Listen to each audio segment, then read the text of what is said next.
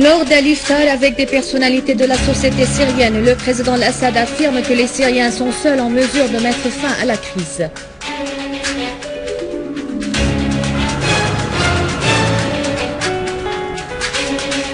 Poursuite des opérations de l'armée arabe syrienne dans nombre d'endroits. Le ministre de la Défense se rend au quartier Al-Khalidi à Homs, où des unités de l'armée avaient rétabli la sécurité et la stabilité. Manifestations et contestations populaires en Turquie contre la traduction en justice des personnes accusées d'avoir tenté de faire un présumé coup d'État contre le gouvernement de la justice et du développement.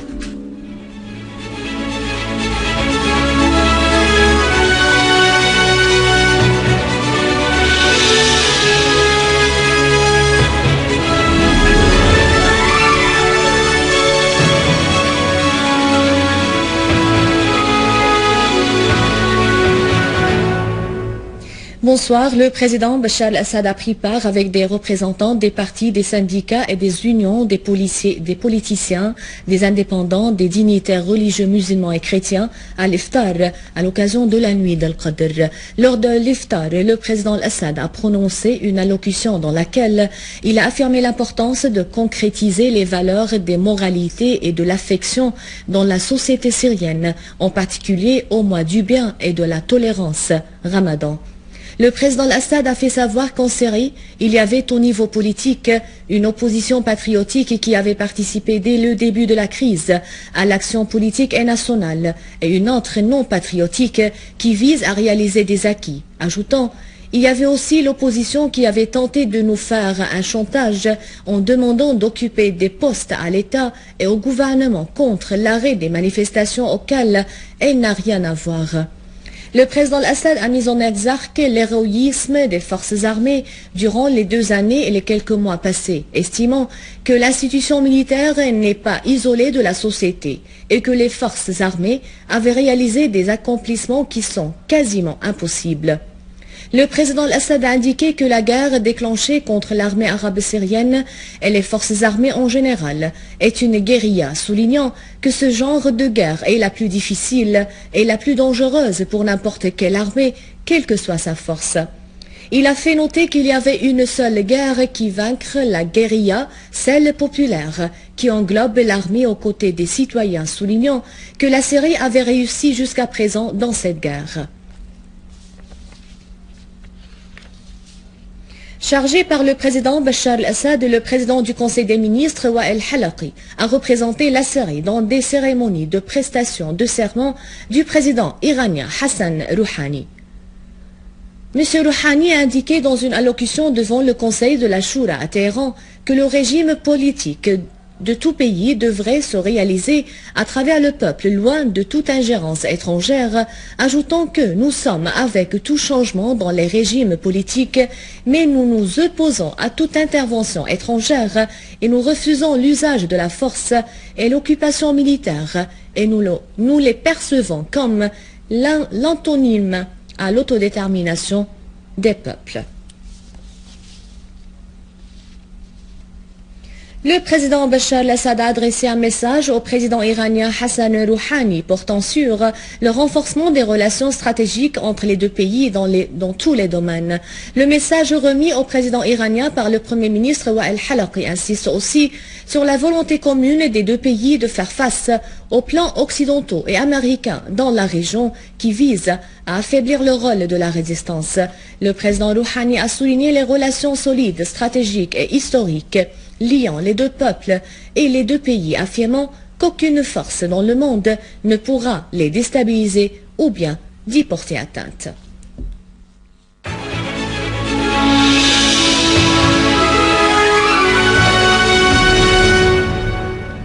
Le commandant adjoint de l'armée des forces armées, ministre de la Défense, le général Fahd Jassim Freij, a affirmé au cours d'une tournée d'inspection au quartier Khalidi à Homs que la Syrie triomphera sur le terrorisme et que les forces armées sont déterminées à défendre la patrie et le citoyen de tous leurs actes belliqueux.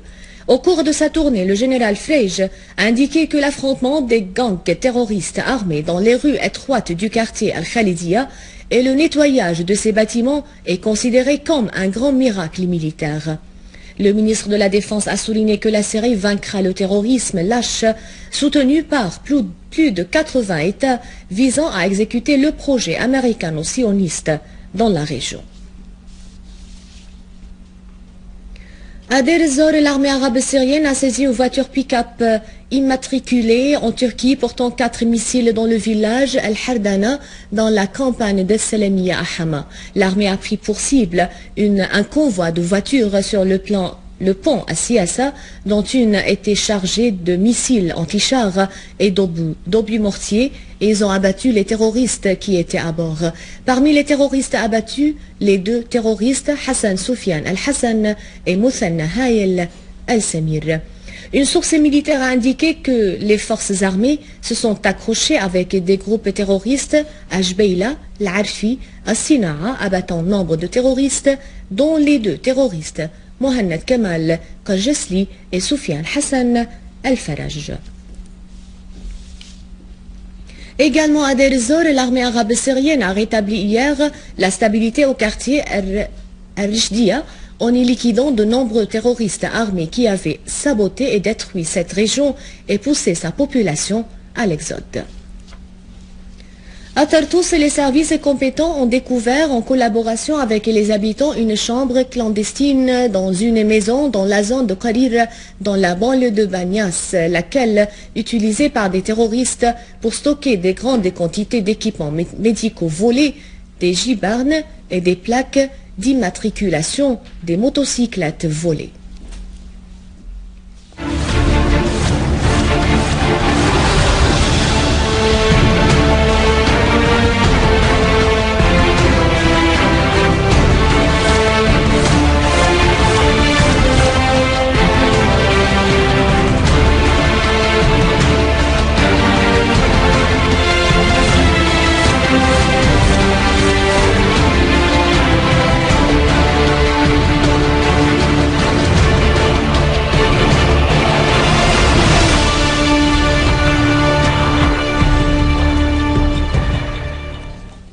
Le quotidien français Africasie a souligné dans un article l'échec dévastateur de la politique turque vis-à-vis de la Syrie, soulignant que le gouvernement Erdogan attise le feu chez les pays voisins pour rester le plus fort, mais il semble ignorer que le feu pourrait se déplacer dans son pays.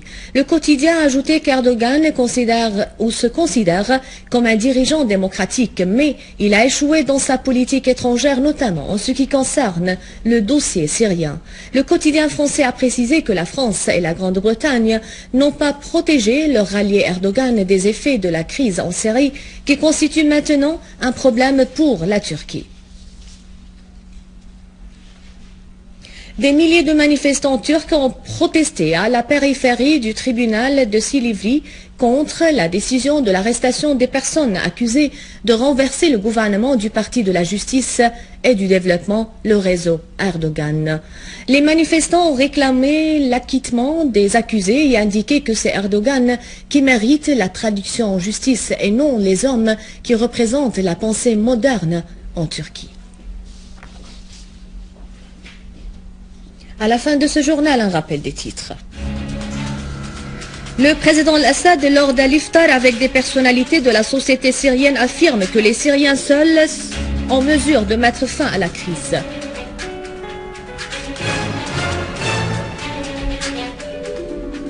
Poursuite d'opérations de l'armée arabe syrienne dans nombre de zones. Le ministre de la Défense se rend au quartier Al-Khalidi à Homs, où des unités de l'armée avaient rétabli la sécurité et la stabilité.